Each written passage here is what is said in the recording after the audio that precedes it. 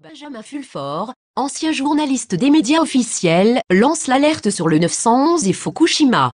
Peu de gens ont mis leur tête sur le billot autant que le journaliste Benjamin Fulford l'a fait. En sortant du sommet de sa carrière journalistique, avec un salaire confortable et l'accès à presque toutes les portes qu'il voulait ouvrir, l'ancien chef de bureau du magazine Forbes d'Asie-Pacifique a quitté à cause d'un désaccord avec la censure massive et a depuis commencé à faire des rapports sur les événements géopolitiques alors que certains les élites souhaitent qu'il ne le fasse pas. Lançant l'alerte sur une grande variété de sujets, dont le 11 septembre et Fukushima, Fulford a attiré l'attention de beaucoup dans le monde et a même survécu à 5 tentatives d'assassinat.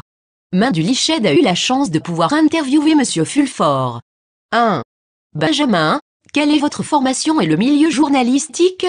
Mes antécédents scolaires sont variés.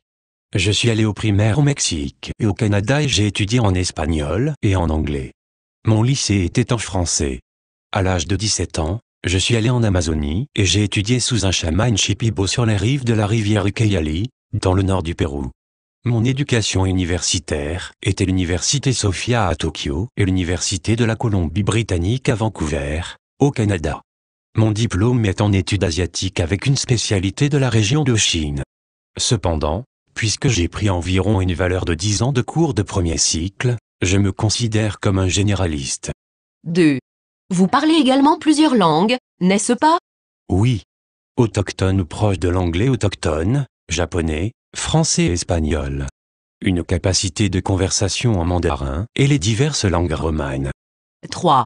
Être avec une société médiatique aussi connue, Forbes, qu'est-ce qui vous a amené à quitter votre emploi? Il y avait plusieurs raisons, mais surtout il s'agissait d'une censure. Lorsque Citibank a été expulsé du Japon, parce qu'il s'est fait attraper pour blanchiment d'argent pour des bandes criminelles, Forbes ne voulait pas publier l'histoire, même si mes sources étaient des fonctionnaires du ministère des Finances parlant en mode officiel. Le point final a été quand ils m'ont demandé de faire une histoire sur une société de logiciels de virus informatiques. Je suis allé aux Philippines pour visiter leur laboratoire, et je suis allé visiter le créateur du virus Je t'aime, qui a causé des milliards de dollars de dégâts. Il a affirmé que l'entreprise antivirus l'avait payé pour produire le virus. Je pensais avoir eu un gros reportage exclusif, mais mes rédacteurs ont refusé d'exécuter l'histoire, parce qu'ils pensaient que je devenais peu fiable. Ensuite, M. Nakagawa, le directeur commercial au Japon m'a expliqué que la raison pour laquelle l'histoire avait été annulée, c'était parce que le chef de la société antivirus a payé à Steve Forbes 500 000 $ pour tuer mon histoire. C'était pour moi la goutte qui a fait déborder le vase. Cependant, il était très effrayant d'abandonner ce très confortable salaire mensuel régulier, et le nom prestigieux qui a ouvert tant de portes. Je peux comprendre pourquoi de nombreux journalistes d'entreprise s'accommodent de la censure et du contrôle afin de pouvoir garder leur niveau de vie. 4. Vous avez déclaré que la famille royale japonaise vous a démontré que le 11 septembre était un travail à l'intérieur et que c'était une sorte de votre grande sonnerie d'éveil. Pouvez-vous préciser ça? J'avais l'intention de publier un livre exposant la corruption au Japon. Le lendemain, après avoir envoyé les 2 premiers chapitres à mon agent, j'ai reçu un appel de Kaoru Nakamaru, un cousin de l'empereur Hirohito qui m'a dit « Je connais beaucoup le côté obscur du Japon, mais je ne comprends rien du côté obscur de l'Occident. » Nous nous sommes rencontrés et elle m'a demandé de ne pas publier le livre, car ce n'est pas ce que je voulais vraiment faire dans mon cœur. Ensuite, elle m'a donné une vidéo sur le 911. Ma pensée à l'époque était c'est l'une de ces vidéos de conspiration antisémite dont j'ai parlé dans le New York Times. J'avais tellement hâte de l'examiner. Cependant, lorsque je l'ai fait, cela m'a vraiment ouvert les yeux et m'a mis sur une voie de recherche intensive sur la vérité historique sur les faux drapeaux à travers les âges. 5. Vous avez écrit un livre sur le 11 septembre, n'est-ce pas? Oui, je l'ai fait et cela a été un best-seller au Japon. Voici le lien. 6. Vous avez également été très conscient que Fukushima était un crime intentionnel contre l'humanité. Pourriez-vous élaborer là-dessus? Tout d'abord, les autorités japonaises ont été prévenues avant le 11 mars 2011 par un agent du gouvernement australien qui répond au nom de code Richard Sorge, maintenant Alexander Romanov, selon lequel une arme nucléaire de 500 kilotonnes, volée du sous-marin russe Kursk en 2000, avait été introduite en contrebande au Japon dans le but de terrorisme nucléaire contre ce pays. Sorge m'en a également parlé et j'ai écrit à ce sujet. Sorge a été un passeur de drogue au Japon depuis plus de 20 ans et est allé voir les autorités quand une arme nucléaire a été envoyée avec son envoi habituel de drogue. La bombe a été apportée à la propriété de l'ancien Premier ministre Yasuhiro Nakazona Inodesho, dans l'ouest de Tokyo. Elle a ensuite été emmenée dans le bâtiment de l'association citoyenne nord-coréenne. Plus tard, selon Takamasa Kawase de l'intelligence militaire japonaise, la bombe a été emmenée à bord du navire de forage en mer profonde Shikyu. Les reportages locaux confirment que le Shikyu faisait du forage profond dans les fonds marins aux épicentres exacts du tremblement de terre de Fukushima, avant le 11 mars 2011, ou 311 comme il l'appelle au Japon. Après le tsunami et l'attaque nucléaire sur le Japon, un pasteur chrétien nommé Paolo Izumi a été abordé par un membre des forces japonaises d'autodéfense, qui a déclaré qu'il faisait partie d'un équipage de 15 membres, qui a démantelé la bombe en 5 appareils nucléaires plus petits, et que ceux-ci ont été forés dans les fonds marins par le Shikyu avant 311. Il a pensé au moment où il participait à la recherche sur les tremblements de terre. Après l'attaque terroriste, ses collègues ont tous été assassinés, alors il a cherché refuge auprès de son pasteur. La personne est maintenant protégée par le programme de protection des témoins, et est disposée à témoigner en public sur ce qui s'est passé. Il y a beaucoup plus à cela, alors faites une recherche dans les nouvelles pour voir mes articles précédents sur le sujet. Note de l'éditeur, Benjamin a demandé que ce livre soit lu et partagé par les téléspectateurs de cette interview. 7. Donc, c'est une sorte d'élite mondiale qui a aidé à orchestrer le 11 septembre et Fukushima. La piste judiciaire de la preuve a conduit à Peter Hans Kolvenbach, l'ancien chef des Jésuites et la loge P de francs-maçons en Italie. Ces personnes visent un gouvernement mondial fasciste sous leur contrôle. 8. Vous avez été le premier journaliste, à ma connaissance, à écrire publiquement sur ce que l'on appelle les comptes de garantie globale. Pouvez-vous expliquer que sont ces comptes et une partie de leur histoire, ainsi que leurs objectifs? Encore une fois, cette histoire à elle seule nécessiterait un livre. La version courte est que, depuis l'époque romaine, l'Ouest a envoyé de l'or et de l'argent en Asie en échange de soie, de céramique et des épices. Cela signifiait qu'environ 85% des métaux précieux du monde finissaient en Asie, principalement sous le contrôle de diverses dynasties royales asiatiques. Cet or a été utilisé pour endosser le système de Bretton Woods. Cependant, puisque l'Occident a brisé ses promesses d'avoir un plan Marshall pour le monde entier, et qu'il ne l'a appliqué qu'aux pays du G7 sous leur contrôle, l'or a été coupé.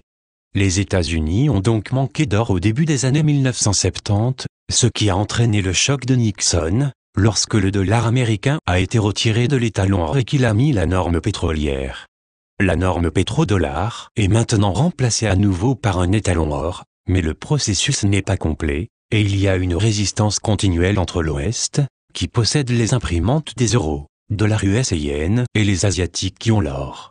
9. En août 2011, vous avez écrit sur une réunion qui a eu lieu au large de la côte de Monaco, entre un homme nommé Ney Kennan et 57 représentants financiers de divers pays du monde. De quoi s'agissait-il et pourquoi était-ce si important? Fondamentalement, une alliance a été formée avec le soutien des militaires américains chapeau blanc pour essayer de prendre le contrôle du système financier mondial loin des familles élites de la lignée sanguine occidentale, auxquelles je réfère comme étant la mafia khazariane. 10. Donc, essentiellement, il existe une grande alliance internationale qui s'oppose à un seul ordre mondial? Il ne s'oppose pas à un monde uni par l'amitié et la règle de droit. Il s'oppose à une dictature fasciste mondiale contrôlée par les lignées d'élite adorant Satan. L'hystérie anti-russe de la part des Khazarians est due au fait qu'ils ont été chassés de la Russie, et la Russie connaît actuellement un grand renouveau chrétien. 11. De quelle source recevez-vous votre information?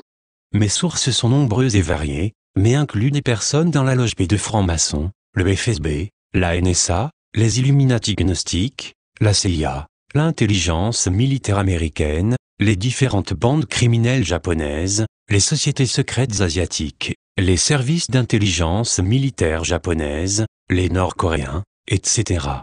Je suis un journaliste ici depuis 30 ans, ce qui signifie que j'ai développé un complet réseau de contacts. 12. Donc, il existe de nombreuses personnes au sein de la communauté du renseignement dans le monde, qui travaillent en sourdine et font également partie de cette alliance internationale, visant à mettre fin au système corrompu de pouvoir de notre monde? Oui, en effet, il y en a. 13. Vous avez déclaré que vous avez subi 5 tentatives de meurtre. De toute évidence, ils n'aiment pas que vous divulguiez ces informations révélatrices sur une base hebdomadaire. Les 5 tentatives de meurtre comprennent, empoisonné en Italie, par Vincenzo Mazzara, un membre des Chevaliers Teutoniques et membre senior de la loge P2 des francs-maçons. Une tentative de me faire tirer par des gangsters japonais à Sakhalin, en Russie. Plusieurs tentatives pour me tuer à Osaka, par des gangsters japonais, payés par l'agent des Rothschild, Michael Greenberg. Une tentative d'attaque, avec une crise cardiaque, induite par un dispositif électronique dans un métro à Tokyo. Me faire poignarder avec une aiguille de poison, par Mutsueki Okubo, un agent nord-coréen. 14. Certaines personnes disent que vous faites de la désinformation parce que certaines choses annoncées ne se sont pas produites. Cependant, beaucoup de choses sont arrivées. Pouvez-vous parler de certains de ces grands événements qui ont eu lieu? Quand les gens m'accusent d'être un agent de désinformation, ils me traitent essentiellement de menteur, ce qui est de la calomnie. Ce qui est arrivé, c'est que mes sources m'ont dit que certaines choses se produiraient et qu'elles n'arrivent pas toujours, comme mes sources m'ont dit qu'elles le feraient. Dans de tels cas, je cite mes sources et le fait qu'elles ont eu tort. Par exemple, des sources supérieures de la CIA ont insisté à me dire que Joe Biden serait le président, mais ça finit par être Donald Trump. Cependant, certaines de mes sources ont prédit avec précision des événements comme les Manchoks, le renversement du gouvernement des frères musulmans en Égypte, l'attaque terroriste nucléaire de Fukushima contre le Japon, etc. 15. Donc, essentiellement, de bonnes choses se produisent malgré le manque de couverture médiatique à ce sujet. De bonnes choses se passent et c'est évident pour tous. Seulement 6% des Américains font confiance aux médias traditionnels, ce qui signifie qu'ils se sont tirés dans le pied, avec leurs mensonges et leurs coups constants. 16. Avez-vous d'autres messages que vous souhaitez partager avec le monde ou à une personne en particulier? Oui, le processus de création et de distribution de l'argent est le processus de décision de ce que l'humanité fera à l'avenir. Ce processus devrait être un utilitaire ouvert de façon transparente pour le public, et non un monopole privé entre les mains de gangsters. Nous luttons pour libérer l'humanité d'un horrible régime d'esclavage de la dette babylonienne, et nous sommes en train de gagner. Pour ceux qui sont intéressés, vous pouvez lire les mises à jour hebdomadaires de Benjamin sur son site benjaminfulfort.net. Traduction Estelle P. Relecture, le set note de la traductrice. Pour ceux qui comprennent l'anglais, je suggérerais vraiment que vous vous abonniez à la lettre hebdomadaire de Benjamin Fulfort et à Gaia.com.